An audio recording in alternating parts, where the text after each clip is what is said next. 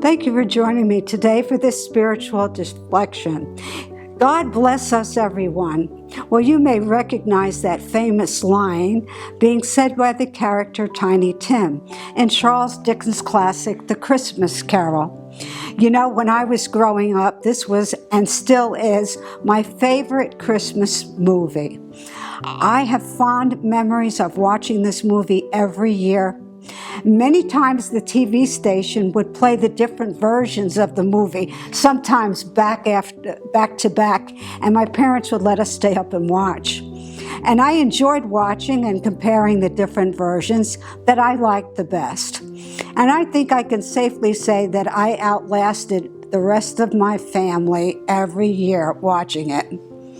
I thought I'd fill in a little bit about the story, though. And Emeritus Professor Michael Slatter of the Brickbat College in London, in a commentary on Charles Dickens, which you can find on YouTube, gives some excellent commentary on Dickens, his lifetimes, and the development of the story that I thought might be of interest to you. Briefly in the video, the professor explains that in October 1843, Charles Dickens had read a parliamentary report from the Commission on the Employment of Women and Children, which detailed the horrific conditions under which very young children were forced to labor, some underground, and long hours in appalling conditions in factories. Dickens was so profoundly shocked when he read the report that he was determined to write a story in hopes of raising awareness and funds to alleviate in some way the dire societal conditions that were caused as a direct result of the Industrial Revolution. In fact, by the mid-19th century, it was estimated that some 100,000 children in London never had attended school of any kind. Dickens wanted his published book to be lavishly illustrated, so he hired a well-known illustrator at the time. And together they made the decision to include the drawing of the factories in the city of Manchester, okay? And he put it in the story where Scrooge is pictured with the ghost of Christmas present, instead of including a drawing the scene in the city of London where the story actually takes place. Dickens in his own life never suffered abject poverty. However, after his father lost his job in the British Navy, he was consigned to a debtor's prison. And Charles was sent to work in a boot blackening factory, an experience that had profoundly affected him, and upon which he most likely drew inspiration in developing the character of the young Ebenezer Scrooge. Well, we know the story. Scrooge gradually morphs as a result of his habitual heartlessness into the despicable miser who was haunted first by the ghost of his business partner. Marley is in terrible torment as a result of his judgment, and he cries out to Scrooge why he has come, and he explains his pitiable tale of woe, that he's doing penance for his sins. And the punishment assigned to him is that he is destined to wander the earth and witness the suffering it might have alleviated.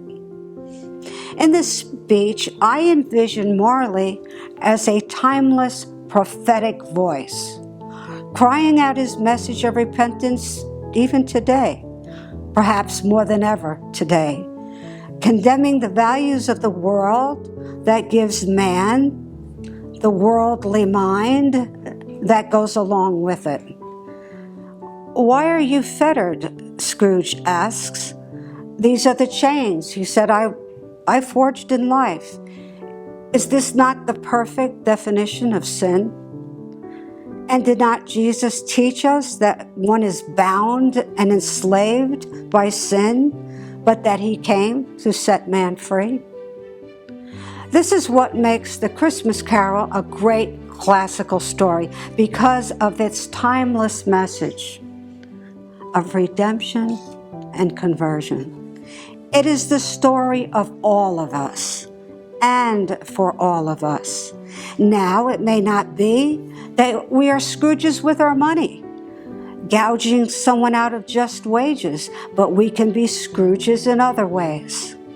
Perhaps in a lack of our care for our neighbor, or the ones we judge are beneath us or unworthy because we consider ourselves superior and we treat them as inferior to us, and we effectively relegate them to the realm of the invisible, like the ghost, though we may see and encounter them day after day. Or we may be miserly when it comes to doing our share of work on the job. Or we are greedy and selfish in other ways. There are so many ways, then, that we can be like Scrooge. And to these ways, Marley wails out loudly still. Departing as spirits do through the window, Scrooge looks out at Marley's spirit, joining the countless others surrounding a wretched woman huddled in the snow with a baby in her arms, vainly trying to help her. And here I would like to pause and tell you the story behind this painting that so aptly fits the scene. Looking out his studio window one day, the artist Roberto Ferruzzi saw a young girl. The 11-year-old Angelina Kahn was cradling her young baby brother in the street. He decided to use Angelina as his model, and he called the painting The Little Madonna. The public, however, when they saw the painting, they saw Mary, the mother of Jesus, in the face of little Angelina. Today, the painting is so popularly known as the Madonna of the Street, and I think it's appropriately so, as we know well the poverty of Jesus and Mary had experienced. The location of the original painting, however, is not known. I have a bookmarker here with that image on it. I would like to draw to conclusion not with Tiny Tim, but with the Ghost of Christmas Present. Now, in the 1984 version with George C. Scott playing the role of Scrooge, the scene comes to an end with the ghost in the following way. From the folding of the ghost's robe, he brought forth two children Dickens describes as wretched, abject, frightful, hideous, and miserable. Oh man, there's that title again, addressed to universal man. These are man's. This boy is ignorance, this girl is want. Beware them both, but most of all, beware this boy. For on his brow, again, Marley is speaking prophetically, I see a word written, which is doom. In the movie, The Ghost of Christmas Present, played by Edward Woodward, his dialogue is elongated in this scene. When the ghost passes judgment on Scrooge by repeating his words back to him as to where these children of man should be consigned. And are there no prisons? Are there no workhouses? Now, these are the added lines that are not in the book. And I really like them because they really highlight what was happening with the children there. Then he says to Scrooge, maybe in the future you should hold your tongue until you learn what the surplus population is and where it is. For it very well may be that in the sight of heaven you are more worthless and fit to live than millions like this poor man's child.